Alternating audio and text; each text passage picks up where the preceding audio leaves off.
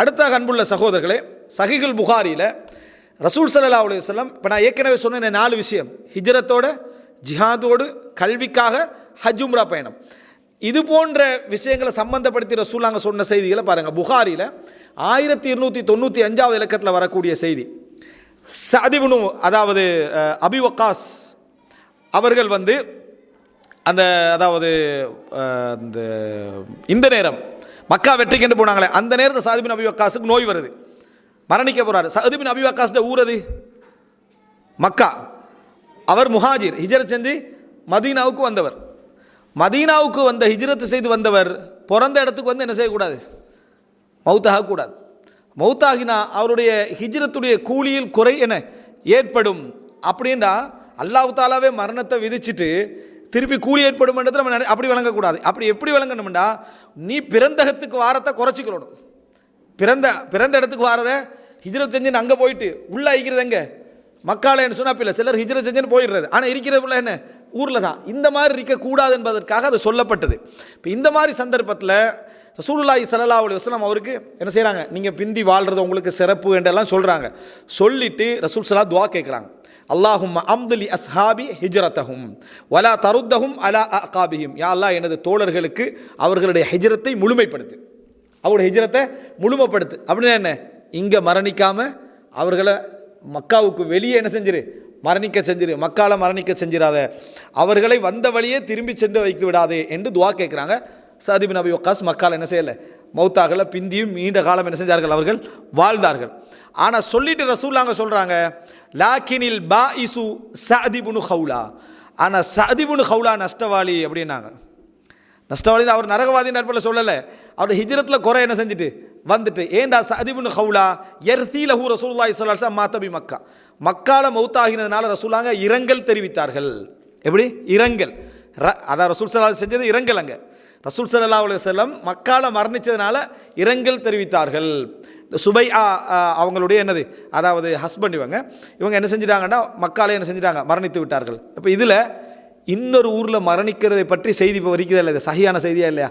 மக்கால பிறந்தவர் ஹிஜ்ரத்து செய்து விட்டால் சிறப்பான மக்கால கூட அவர் என்ன செய்யக்கூடாது, மரணிக்கக்கூடாது. அதுக்கு வெளியே தான் என்ன செய்யணும், மரணிக்க வேண்டும்.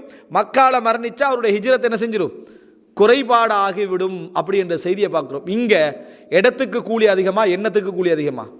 எண்ணத்துக்கு தான் கூலி அதிகம். இடத்துக்கு கூலினா மக்கா, எண்ணத்துக்கு கூலினா மதீனா. காரணம் ஹிஜ்ரத் அந்த இடத்துல. ரசூல் ஸல்லல்லாஹு அலைஹி வஸல்லம் எங்கே மௌத்தாகிறாங்க, மதீனாவுக்கு போய் தான் என்ன செய்கிறார்கள், மரணிக்கிறார்கள். அப்படி என்ற செய்தியை பார்க்கிறோம். எனவே ஹிஜ்ரத்தோடு சம்பந்தப்படுத்தி பார்த்தா ஒரு முஹாஜிர் தண்ட பிறந்தகத்தில் என்ன செய்யக்கூடாது, மரணிக்காமல் இருப்பதற்கான சூழ்நிலையை மட்டும்தான் என்ன செய்யணும், அவர் சிந்திக்க வேண்டும் என்பதை நம்ம இதில் புரிந்து கொள்கிறோம்.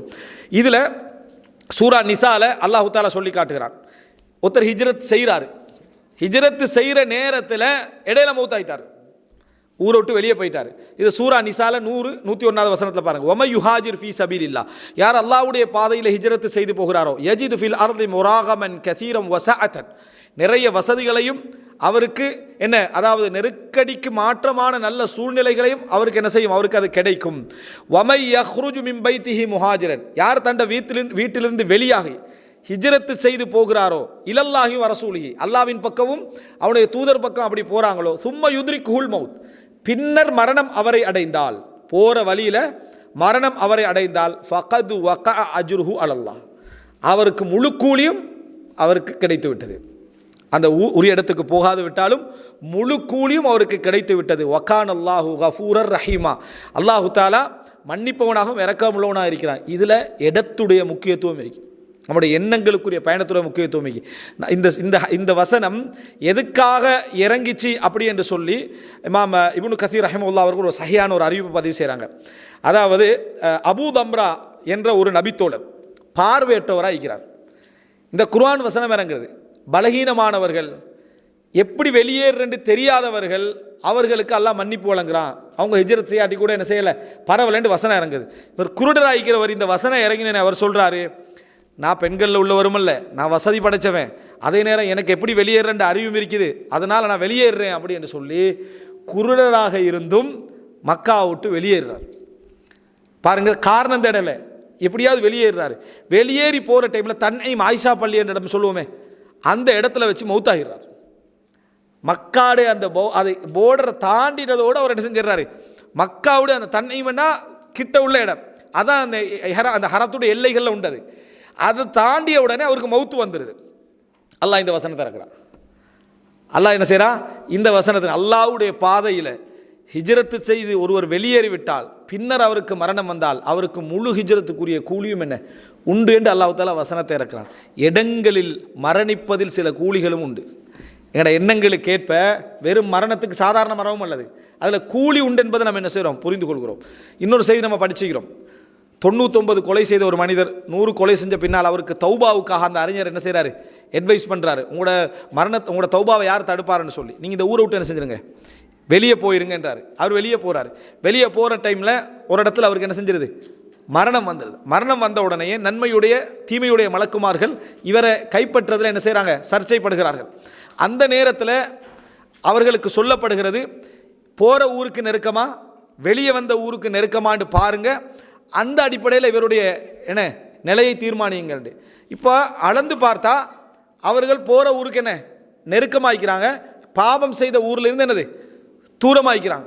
இப்போ எங்களுக்கு ஒரு கேள்வி வரலாம், இன்கேஸ் அவர் ஒரு தண்ணி மாதிரி ஒரு கிட்ட இடத்துல அவர் மரணிச்சிருந்தா அப்படின்னு கேள்வி வரலாம். ஆனால் ஹதீஸில் இன்னொரு பகுதியை நிறைய பேர் சொல்வதில்லை. அதில் வருகிறது, அல்லாஹு தாலா சொன்னான் அந்த ஊரை எந்த ஊருக்கு போகணும் அந்த ஊரை பார்த்து சொன்னான் இவருக்கு நெருக்கமாகிவிடு. எந்த ஊரிலிருந்து போனாரோ அந்த ஊரை பார்த்து அல்லாஹ் கட்டளையிட்டான் இவரை விட்டு என்ன தூரமாகிவிடு என்று. அப்படின்னா அல்லாஹ் கூலி கிடைச்சிட்டு, அவர் 4 அடி வெளியே வச்சிருந்தாலும் அவருக்கு கூலி கிடைச்சிட்டு, தீர்ப்புக்கு அல்லாஹ் வடிவம் கொடுப்பதற்காக ஒரு நியாயமான முறையில் ஒரு தீர்ப்பு இருக்கணும் என்பதற்காக அல்லாஹ் தஆலா அந்த வடிவத்தை என்ன செய்யலாம் அந்த இடத்துல ஏற்படுத்தினான். அப்படி என்ற செய்தியை நம்ம என்ன செய்கிறோம் பார்க்கிறோம். அப்படின்னா இதில் பாவத்தை விடுதலை பெறுவதற்காக அவரை ஊரை விட்டு வெளியே போகிறதுலையும் எங்களோட மரணத்துக்குரிய கூலியும் எங்களோட மரணத்துடைய முடிவும் என்ன செய்கிறது, எழுதப்படுகிறது. இந்த கோணத்தை நம்ம யோசிச்சுக்கிறோமா? நமது மரணங்கள் வரக்கூடிய இடம், எங்களோட பயணங்கள், எங்களோட எண்ணங்கள், இவைகளுக்கேற்ப கூலியும் அதிகம் என்பதை நம்ம யோசிக்கணுமா இல்லையா? அந்த செய்திகளை இதில் நம்ம என்ன செய்கிறோம், நம்ம புரிந்து கொள்கிறோம்.